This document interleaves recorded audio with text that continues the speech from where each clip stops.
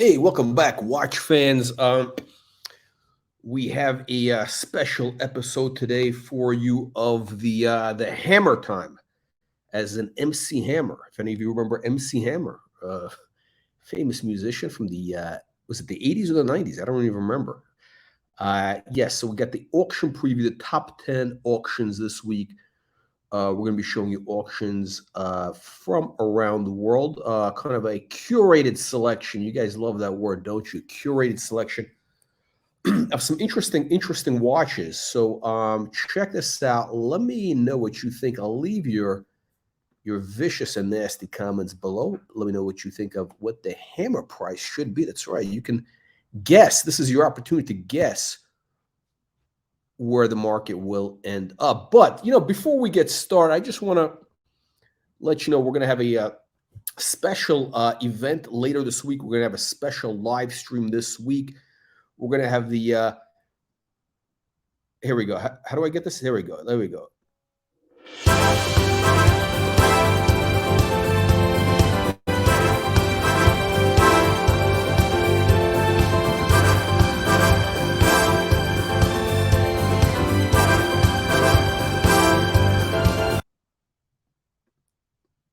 Oh, the music ended a little bit soon. Yeah, so we're going to have the live stream this week.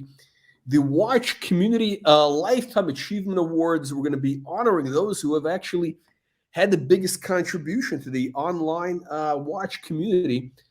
The awards, we have nominees. We have Anthony Farr, Archie Luxury. We have Opus and Time, a.k.a. Juan Kino, and Tim Masso. So these actually, look, these four people actually had significant contributions to the watch world over the years, and we will be honoring them and awarding them this week. Check out the live stream. It's going to be Wednesday here on this channel. Now, let's get back into the auction preview. All right, we got, let me move this over here. Okay, this was taking up a little bit of space here. Patek Philippe annual calendar, right? This is coming up on February 10th. That is Saturday. This is from loopthis.com. Estimate 40 to 60,000. 40 to 60,000. This annual calendar, rose gold, chocolate dial, and of course, you got the Tiffany dial. You see the little Tiffany logo. This is a full complete set. You know what? This is actually pretty interesting. If you can get this at the lower end of the range, let's call it 40, 42,000, could be a good deal. This should be, as is without the Tiffany dial, it would be worth like 40 grand. But with that, the little Tiffany, everybody wants to pay extra for the Tiffany. You're going to be paying for that. So, and also don't forget to add 10% buyer's premium. Next up from the same place, Loop This, Cartier Tank Chinois in platinum. Now, look, Cartier is getting a lot of hype, and these things have really, these basically have increased a lot. 15 to 20 grand is the estimate, plus 10% buyer premium. Again, February 10th is the auction. I don't know, man. I don't know what this watch does nothing for me, but it's interesting. By the way, they do nice descriptions on their website. Good cataloging from, was it Eric Kuo and Justin Grunberg. It's interesting. The catalog notes, I learned something new. You learn something every day. So this is called a Tank Chinois, meaning the Chinese tank, right? Because the regular tank is, the tank, but the Chinois gives it, it's those horizontal lines. You see those horizontal lines, kind of like a Chinese pagoda, right? That's the idea. So 15 to 20 grand in platinum. Next up, we're going to France. Uzena in Versailles.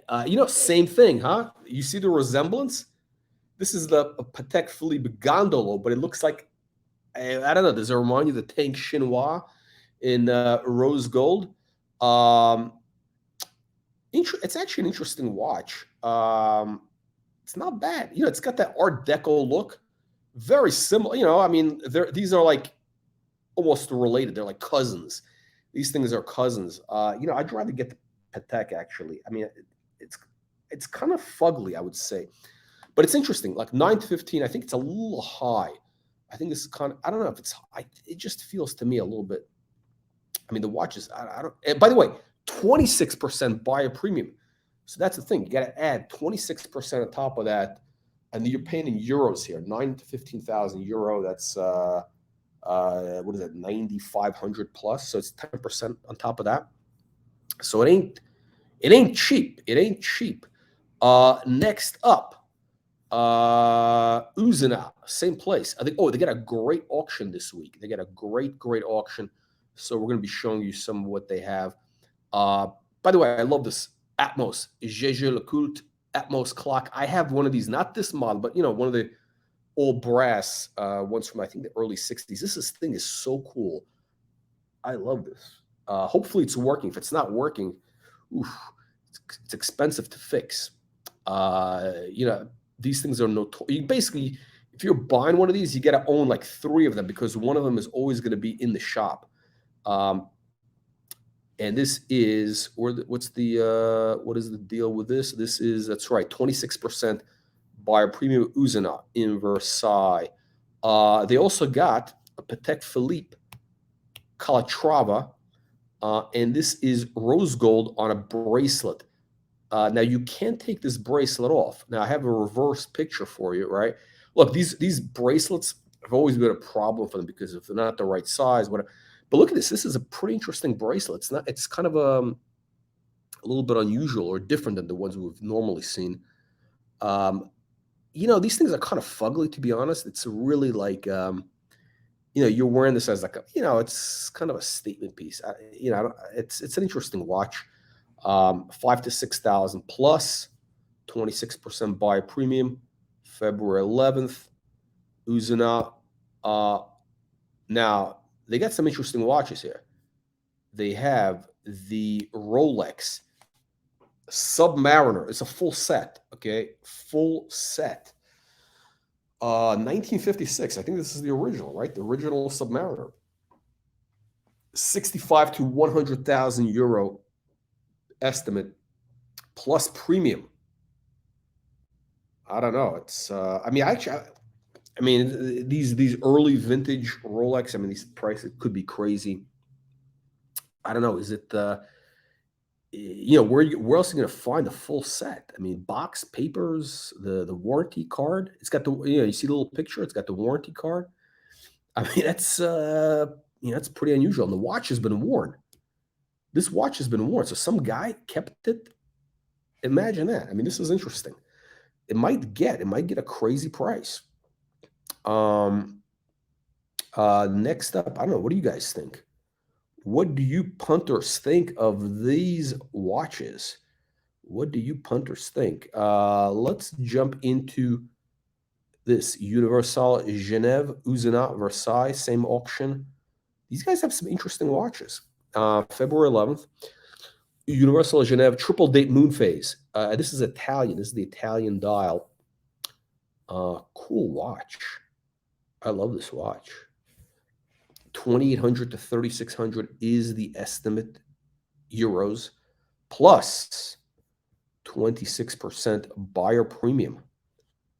Beautiful. Universal Geneve. Another one. Tri-compacts.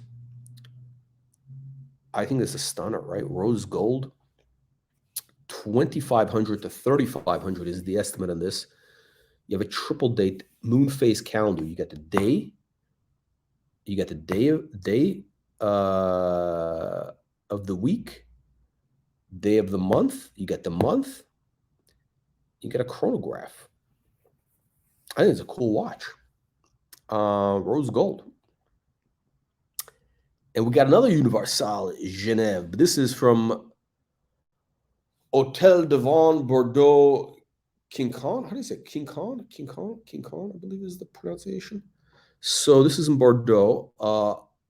Again, unusual. You're not going to see a pole rooter, the pole rooter with this bracelet. I mean, this is a cool bracelet. I should have showed you also the clasp. I mean, this is like this kind of snake bracelet. I think it's a cool bracelet. Rose gold, 3,000 to 5,000 is the estimate. February 11th.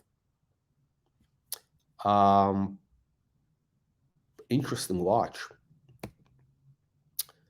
Yeah, more in France. We're still in France over here.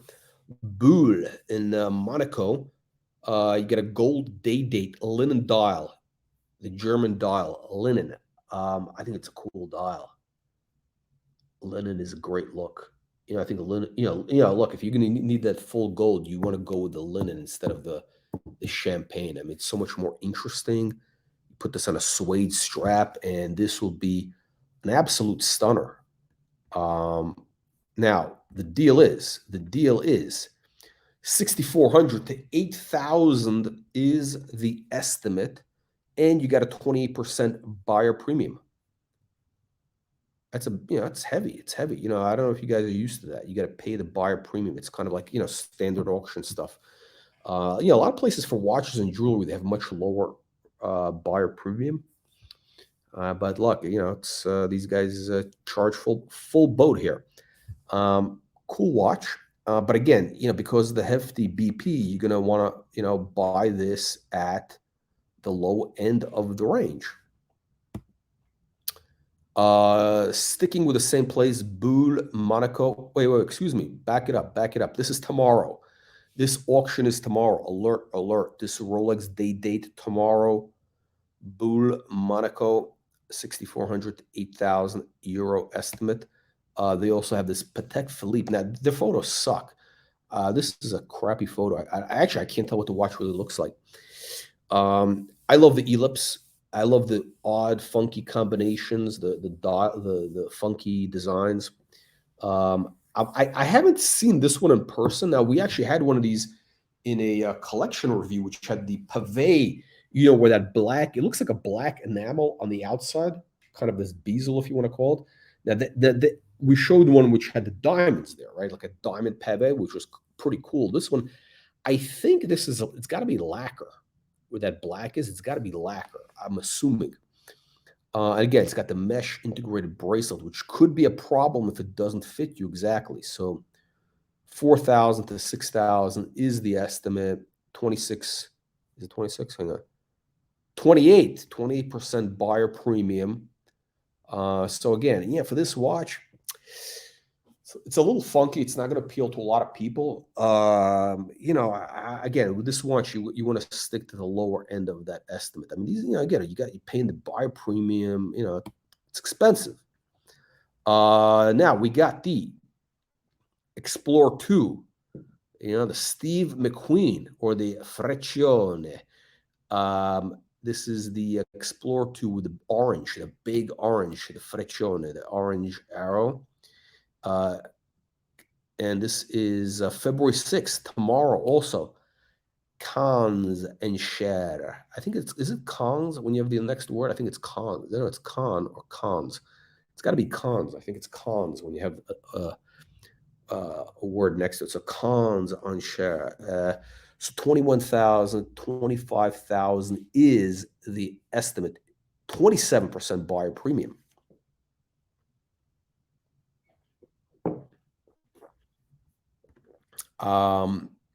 Interesting watch, right? I mean, it's not cheap because again, the buyer premium. So if this thing hammers for, I don't know, 22,000 euro, that's like 26.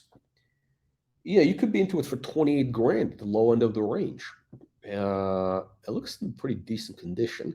Again, the bracelet, they don't give you good photos here. They don't give you good photos. Now this is an absolute stunner.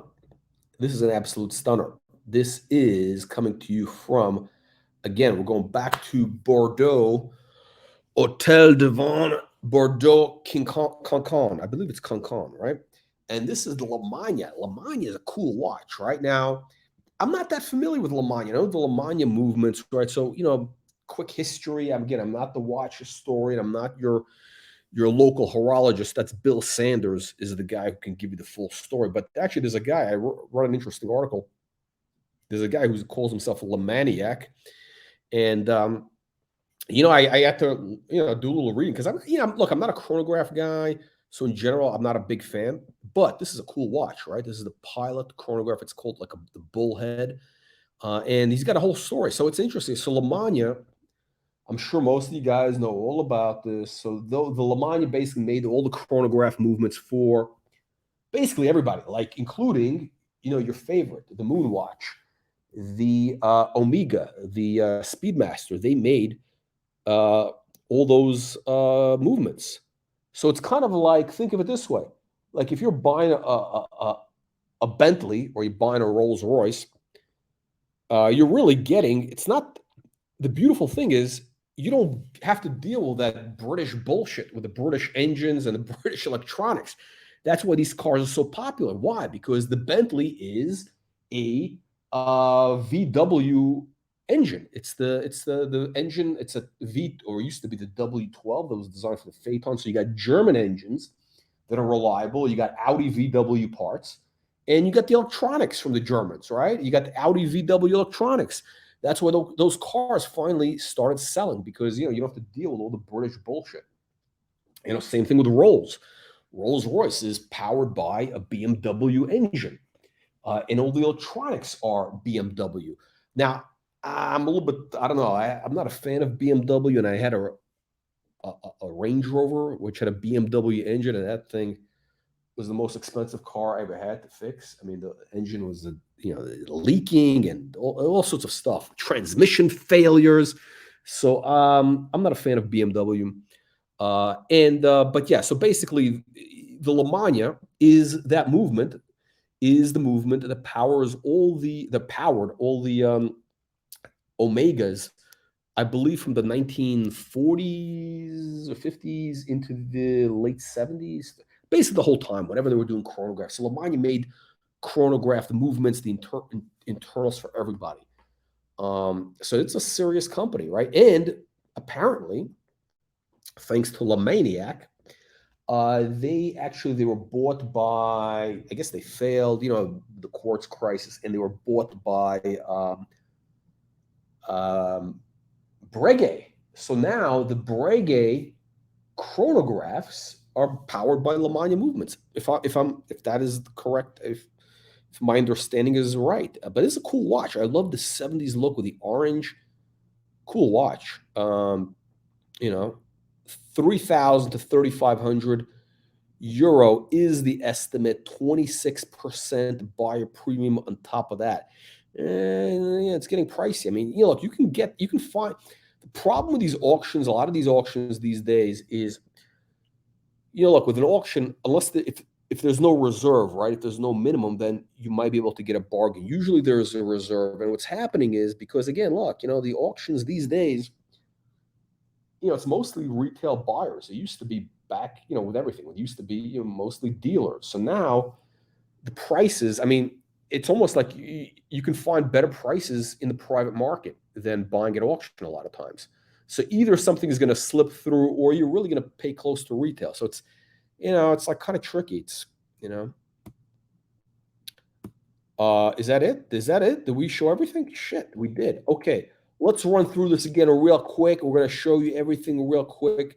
And let me know what you guys think. Which watch do you think is the winner here? And what's your opinion on where these things are going to hammer? What price will they be selling for? Leave your comments below. Again, we got the chronograph Lemania. We got the Rolex Explorer 2, the Steve McQueen, the Freccione. We got the Patek Philippe Ellipse.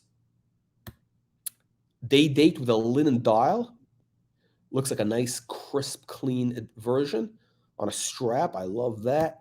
We got beautiful Universale Geneve on this original bracelet, rose gold. It's like a snake bracelet, very 60s. You got another Universale Geneve chronograph, tri-compacts. This is the tri-compacts, rose gold. Interesting, could be a good deal. Another Universale Geneve. We got the Universal, the UG. We got a whole pack. Italian dial, beautiful. Rolex Submariner, full set. How rare is that? I mean, this thing was worn. You can see from the bezel there. You got the box, the papers, everything. I mean, amazing that it's been kept all together. This guy's, it must be like a German collector. Who else would do that? Unless this is cobbled. No, I don't think it's cobbled together. I don't think it's cobbled together. And you never know. 1956. Some guy kept this for 70 years. You talk about 70 years almost. Incredible. Patek Philippe Calatrava. Really nice. The JLC Atmos clock. In this kind of loose, is it lucite or glass? I think it's lucite. It's very cool. Very, very cool. Gondolo. I'm only showing this because it's kind of, if you want a Cartier Gondolo, I mean, or a Chinois, this is the same thing. Same thing, right? I mean, Patek copied. I mean, these guys all copy from each other, right? So you get the Cartier in platinum. And one of my favorites, I mean, this is a cool watch. This is the 5396. Tiffany dial, Patek Philippe Tiffany, the Tiffany dial, chocolate. It's like a sunburst, full set. And that's coming up at loopthis.com. All right, guys, let me know what you think. Leave all your vicious, nasty comments below, and we'll see you all on the next one. And remember to tune in this week for the Watch Community Achievement Awards.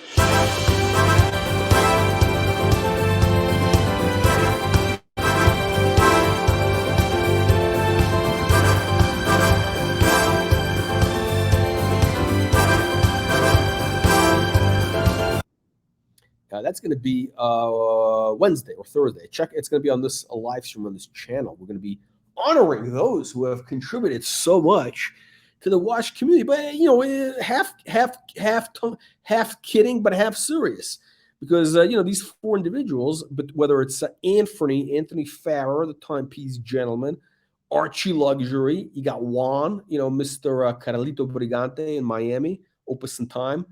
And Tim Masso. I mean, all four of these guys have actually made, you know, kind of a serious contribution in their own way to, you know, everything that we see here. I mean, like everybody who's out there doing stuff, including the Colonel. That's right. You know, I'd like to say it's original, but it's not. You know, like Picasso said, you know, good artists copy, great artists steal. That's right. Unbelievable, but true. The irony of that. So we're all standing on the shoulders of giants. Anyway, guys, join us later in the week. Let me know what you think of the watches. Leave your comments below. We'll see you all on the next one.